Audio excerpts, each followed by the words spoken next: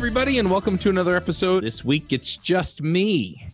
No guest, no co-hosts, just Charles Max Wood coming in here and talking about stuff.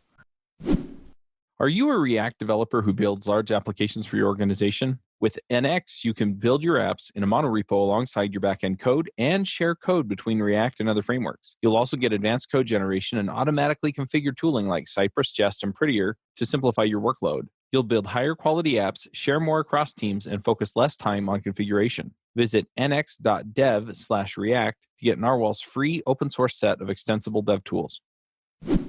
Now, I'm going to talk more about careers than I am about iOS development. Basically, I'm going to kind of give a little bit of an outline for figuring out what it is that you want from your career and your life. I get a lot of people asking me essentially how to stay current. It seems like that kind of leads a little bit into career plans and things like that. And when I answer people, a lot of times I'm like, well, that depends on what you want. And so I really do want to dive in and just kind of hit this from an angle that makes a lot of sense, so that when you're trying to figure out what to learn or where to go or where to work or anything like that, because this is a big part of finding a new job too, right? A lot of people wind up, they kind of coast through a job until they lose it or until they just can't take it anymore. And then they go out and apply, and whoever winds up giving them an offer first, they take that job and they just rinse and repeat. And my goal with devchat.tv is not just to have a bunch of podcasts, right? I really want to have podcasts that help people get to a place in their life that matters to them, right? We cast a lot of value judgments on where people end up, what they're doing, what they're working on, where they live, all that kind of thing. And at the end of the day, what really matters is what makes them happy, right? And so, for example, I live here in Utah, and there are a lot of things that I like about living in Utah. But the big thing for me is my family, and they're here, right? And that's a lot of the reason why I've stayed here. It's a lot of the reason why my wife wants to stay here. We've talked sometimes, because I'm kind of an adventurous soul, and I want to go see the world. But, so we've talked about, oh, well, wouldn't it be fun to move out to, somewhere else? And what ultimately anchors us here is our families. So, for me, that's a big deal. But somebody else may be going, I want to go move off to the tiniest island in the world that has a village on it, and I want to do part-time fisherman and part-time programmer. So who knows, right?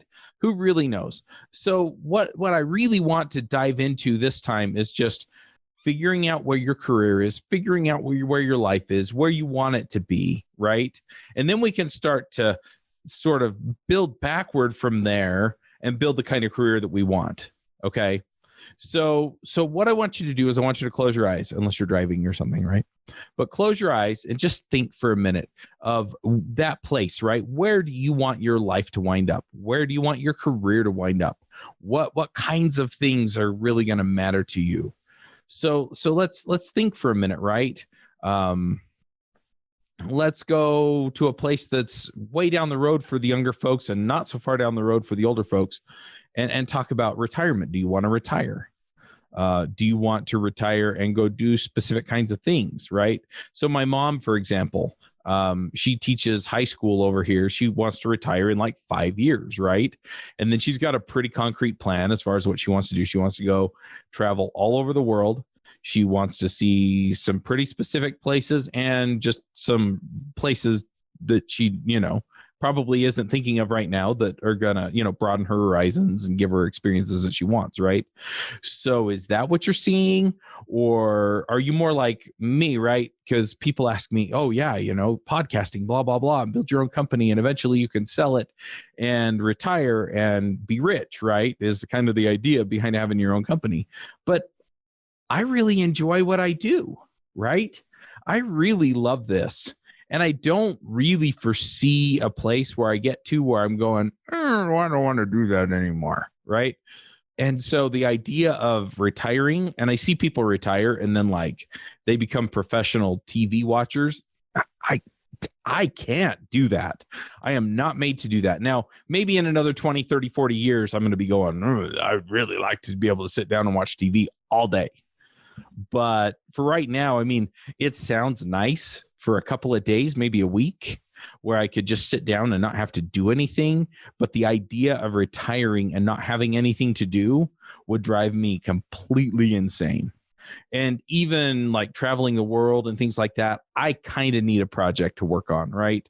My wife's stepdad's kind of that way, right? He retired 5, 6, 7 years ago, maybe more. And he's constantly working on motorcycles, cars, and he's always got a project going.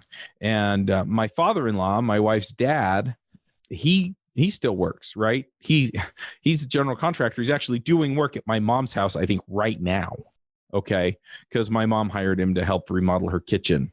So you kind of get the idea, right? Some people are really wired for that and some people aren't. So thinking about that, the long term, it's probably not a terrible idea to put money into a retirement account, whether you plan to retire or not. I'm planning on doing that just so that, if something changes and I can't, right? Or if my project turns into, I get a phone call. So I'm a member of the Church of Jesus Christ of Latter-day Saints, right? So I could see in 30 years or 20 years, right? I get a phone call from Salt Lake and they go, we want you to go on a mission, right? I want to be able to afford that and just go, but it's not going to be a permanent thing, right? I come back and then I'm going to want to be right back into this, right? So that's the kind of thing that you want to think about, right? Is, okay, where do I want to end up? And yeah, that's not a ton of the programming career kind of thing, right? I mean, I'm looking at this as a long-term, I'm going to die sitting in this chair with a microphone in front of me. And so I am thinking of it that way. But for a lot of people, maybe not. And who knows? I mean, maybe things will change in 20 years and I wind up running for a public office or doing something else, right? So that, this isn't the thing, but I'm still not planning to retire. So anyway, you kind of get the idea there as far as, just thinking ahead that way. And okay, so if I need to have a retirement fund in place, right? So that I can go do a church service, or I can go do, public service, or I can go do whatever, right? I can go work for I can go volunteer at a charity full time or something like that, right? So if my life circumstances are that way, or if I just can't work, that I have money to pay bills, right? So I need to be making a certain amount now, right, to pay my bills now, and then I need to be making a certain amount more to be able to save up for retirement.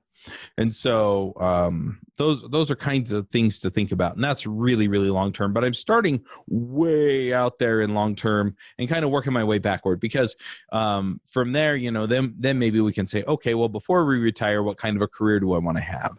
Or what kind of a life do I want to have? The other thing to consider, and this is something that I'm kind of getting into right now, my kids, right? My oldest is 14, my youngest is 3. And so it's getting to the place where I really do want to get some more quality time one-on-one with my kids, especially my older kids, right? Because I feel like right now is the time where I really do have the opportunity to be a good influence on them and help them figure out life and design the kind of life they want to have. And some of the decisions they're making now are going to affect them later on, right? If one of my kids wants to go to college, or have a specific profession that you have to go to college for, like they want to be a doctor or a lawyer or something, then I need to be having the kind of relationship with them now to help them to get through school with good grades so they can get in, right? Or if they decide they want to do something else, they're going, Dad, I just want to be a podcaster like you. I don't know that I need a degree, right? They might need a degree in whatever it is they talk about on their podcast, maybe. Or maybe they decide that getting a journalism or an English or, some kind of fine arts degree is going to get them where they want to go. We need to be talking about those things, and I want to have that kind of relationship. I also want to have the kind of relationship with them and spend the kind of time with them. I mean, just because I care about them, but also because, maybe there are other things. I mean, besides career, right? I want them to be, I want them to know, or at least to have thought deeply about the church, right? and I want to spend, so anyway, so the time with my kids is something that I'm designing for right now. And that's going to be a thing for the next 10 to 20 years, right? Is how do I do this with my kids? When I'm building a new product, G2I is the company that I call on to help me find a developer who can build the first version. G2I is a hiring platform run by engineers that matches you with React, React Native, GraphQL, and mobile engineers who you can trust. Whether you are a new company building your first product or an established company that wants additional engineering help, G2I has the talent you need to accomplish your goals. Go to devchat.tv/G2I to learn more about what G2I has to offer. In my experience, G2I is linked up with experienced developers that can fit my budget, and the G2I staff are friendly and easy to work with. They know how product development works and can help you find the perfect engineer for your stack. Go to devchat.tv/G2I to learn more about G2I. Some of the things I'm thinking about are, do I take them to conferences with me? Do I, and I took them to NGConf last year and they really enjoyed that. But they went to the kids track and I went and did my work, right? So it wasn't time together per se, but I could see like one of the podcasting conferences or something, right? Especially the podcast movement extension, which is in Los Angeles, right? So then I could take one of my kids to that, and then we could go to Disneyland for a day and then we come home or something, right? Anyway, so designing life for that, right? And okay, well, I need to make a little more money so I can, do that. I need to be efficient enough with my time to be able to spend it with them, that kind of a thing. So just thinking about those lifestyle things that are going to come within the next 10 years, 5 years, and things like that. And then looking at your career in the same arc, right? So for a long time, I really wanted to be a speaker at the conferences, right? I really looked up to them. I thought that was a track that I wanted to be on. I liked the recognition they got. And so, I looked at those things. And again, I was just sitting here going, okay, do I want to be a speaker? Or maybe you want to be a podcaster, or maybe you don't want to be a podcaster. Maybe you want to be a blogger. Maybe you want to do YouTube. Maybe you want to do screencasts. Maybe you just want to show up at work at 8, leave at 5 and go skiing. Anything, right? Halftime fisherman, whatever, right? I want to own 100 head of cattle. I don't know, but, just think through that and what that really means and where that's going to get you, and then start working backward from that. So some of these ideas that we're talking about, like, for example, being a speaker, for example, you need to specialize. You need to specialize enough to where you can, for example, I was talking to somebody earlier. We did an Adventures in Angular episode, right? And I was chatting with him, and he was like, well, did you submit any talks to NGConf? And I think I might have, I don't remember. I don't know. Honestly, don't remember. But the issue is that I haven't specialized on Angular, right?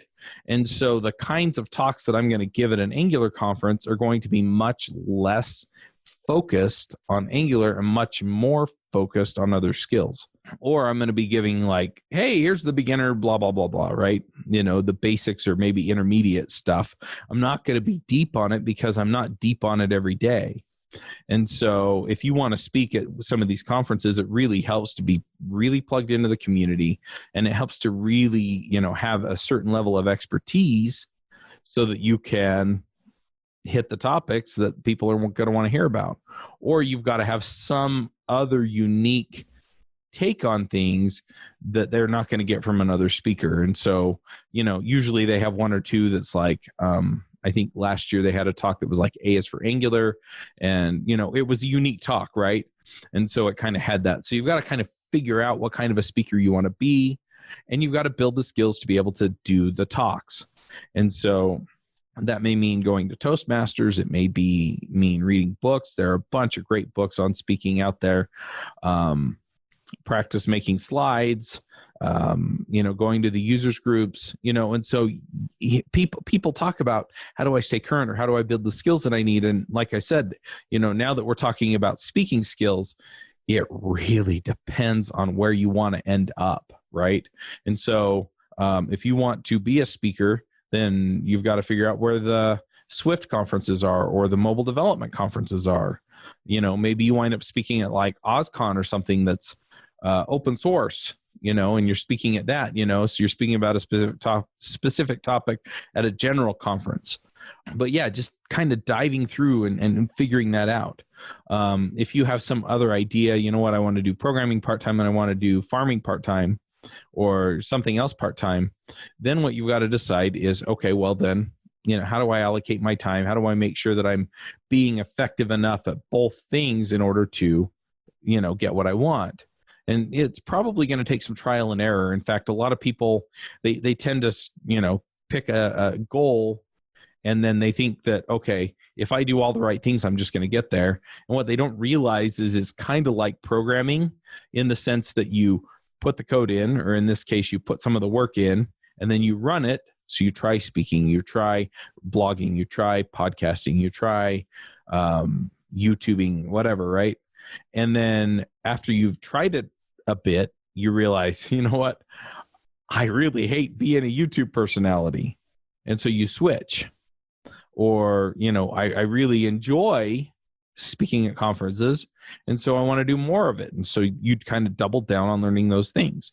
And so the same thing with like the farmer stuff, or, with me spending time with my kids, a lot of me trying to figure out the time allocation is just trial and error. Okay, do I have time to sit down and read a book to them every night? Or do I have time to do this kind of thing with this kid at this time for this thing? And it gets really hard. It gets really tricky. But knowing that helps me then decide, okay, well, the next stage for me then is to, in my case, running my company, running a podcasting company, the next stage is finding more people to do more of the stuff that I'm doing so that I can free up my time.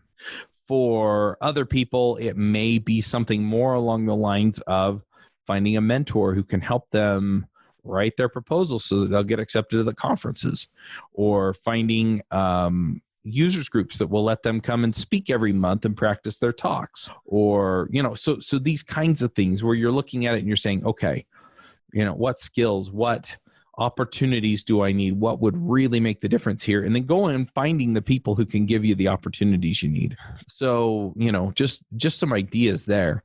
Now, for a lot of people, especially if you're newer, what I find is that a lot of folks I just want to make it to the next level, right? So I want to not be a junior developer anymore, or I want to be a senior developer, or I want to make $20,000 more than I'm making, or maybe I have a number out there and I want to get to the point where I'm making, $60,000, $80,000, $100,000 a year. And so you start figuring those bits out, right? Okay, well, what do I need to do in order to get a $5,000 raise where I'm at? And then so you go do some research, and it's okay, well, it seems like people who take on managing infrastructure like staging systems and Git repositories and CI/CD setups and things like that, they tend to be able to negotiate raises because nobody else on the team does it or will do it or wants to do it. And so you go learn skills like that. Or you may wind up just going and spending a bunch of time listening to podcasts, reading books, watching YouTube, etc., on the topic so that you can understand at a fundamental level how things work so that you can knock that out of the park, right? And then you come and you're more valuable to the company, and then you can make the case to them to give you a raise. Or if that doesn't even work, then maybe you go work somewhere else. In fact, the first 3 programming jobs I had, I got a $20,000 raise every time I moved. And so you get the picture there, right? I was writing code. The first job I was writing code at, I wasn't actually on the development team. I was on the support team and then on the QA team. But I was writing code.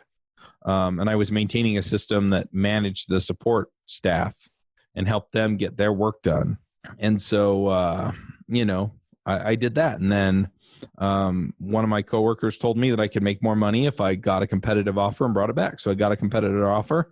I brought it back. They offered me half of that as a raise, and I told them no. And I went and worked for somebody else. And I worked for them until they laid me off, went and applied at another job, got hired there, got a raise. You get the picture, right? And so, sometimes that's the path to it. Hey folks, this is Charles Max Wood, and I just launched my book, The Max Coder's Guide to Finding Your Dream Developer Job. It's up on Amazon. We self-published it. I would love your support. If you want to go check it out, you can find it there, The Max Coder's Guide to Finding Your Dream Developer Job. Have a good one. Max out. it really helps if you can find somebody who's been there and who has kind of navigated some of that, just to give you an idea of how the ropes work, right? And how they made that transition. So if you want to be a speaker, go find somebody who speaks at a lot of conferences and make friends with them. It helps if they're local, because then you can just hang out when you need to. But if you can't do that, because sometimes that's just not possible, then find something you can do for them, so you offer to, help them with a specific thing. You offer to do some work, write blog posts for them, help them with documentation on their open source, things like that, and get in that way. Maybe you want to be a big open source contributor, maintainer, or whatever, right? And so you wind up contributing to a couple of open source projects. You see how they run them. You see how that works. You see how they get the word out about the projects that they're working on. And then you go start your own. You find a problem to solve and you write a library that solves it. But anyway, there are a lot of different ways to figure out how to get where you want. And it's the same thing with the rest of life, right? As far as like running your own business or moving up in careers or, getting promoted to team lead or CTO. And if that's kind of the level you want to be at, be a founder CTO or something like that.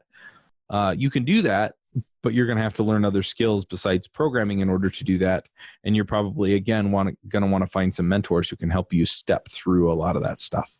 So it's a road, it's a process. And there are a lot of things that you're probably going to need to be figuring out as far as how you do it, how you approach it, and where you go with it. So I really, really highly encourage people to actually sit down, spend a few minutes and figure that out.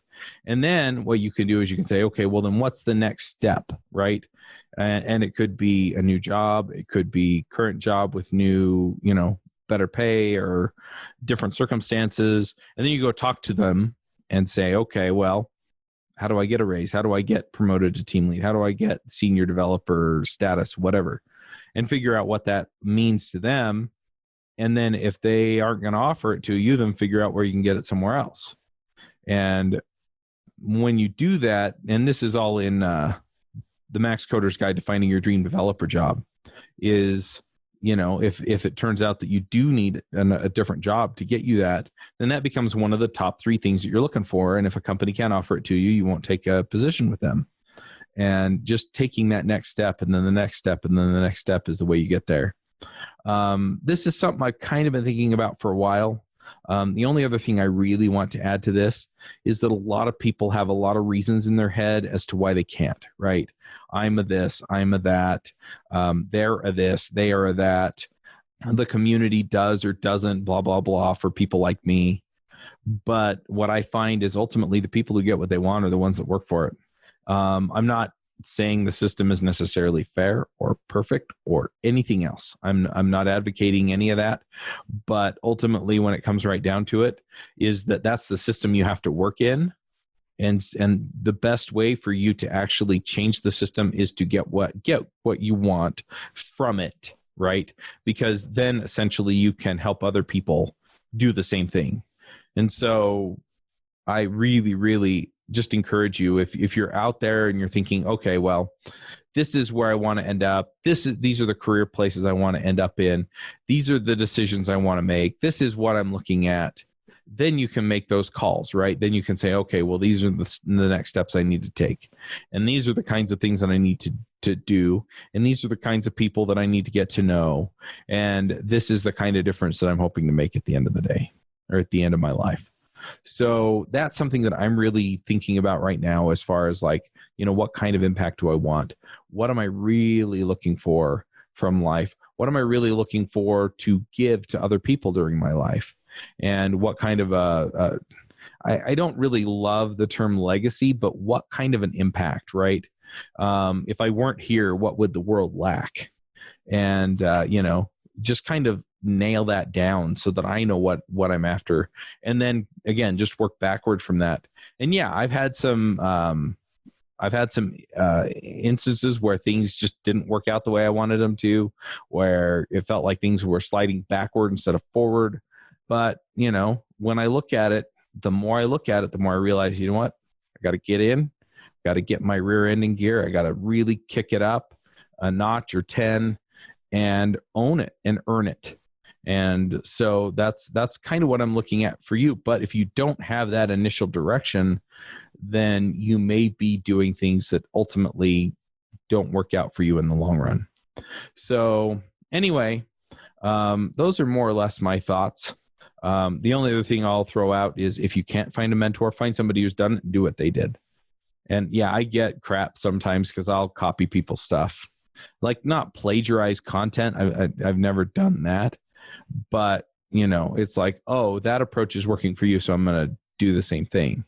And that's a totally legitimate way to learn, and it works. So yeah, anyway, whatever it is you want, just figure it out, go after it, and do the work. And yeah, I'm not promising you that you'll get it in 2 months or 10 months or 2 years or 10 years, but you can consistently then start saying, well, then this is where I'm at and this is where I want to go next.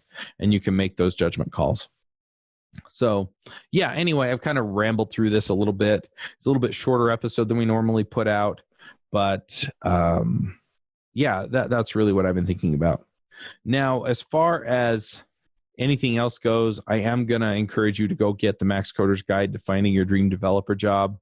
Working on the audiobook. It should be out soon-ish. It may already be out by the time this goes live. I haven't checked dates on this yet. So anyway, definitely check that out. As far as anything else goes, I've got a couple of picks as well for just things that I've been enjoying. One pick is a series of books. I read them a long time ago when I was a teenager. It's Magician Apprentice and Magician Master. They're part of the Rift War saga by Raymond E. Feist. And I really have enjoyed those books. They're awesome. And then the other pick that I have is a TV series that I've been watching. It's an Amazon original series. It's called The Man in the High Castle. And it's a pretty awesome show.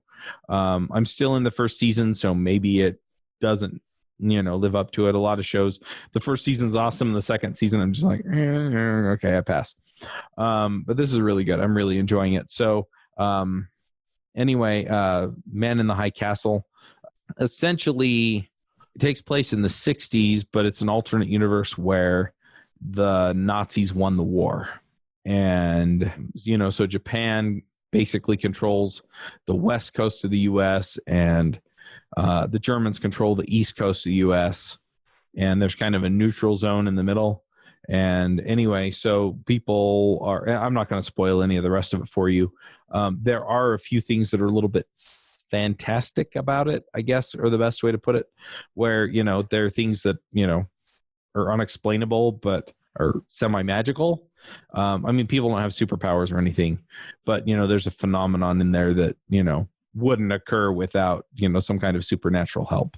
So, and it's really just one thing, but it's kind of central to the entire story. So anyway, go check it out. Really, really digging this show. And it's interesting to think about, okay, what if, right? So anyway, check those out. I don't have any other picks, so I'm just going to sign off, but thanks for listening. And in the meantime, Max out. Bandwidth for this segment is provided by CacheFly, the world's fastest CDN. Deliver your content fast with CacheFly. Visit CACHEFLY.com to learn more.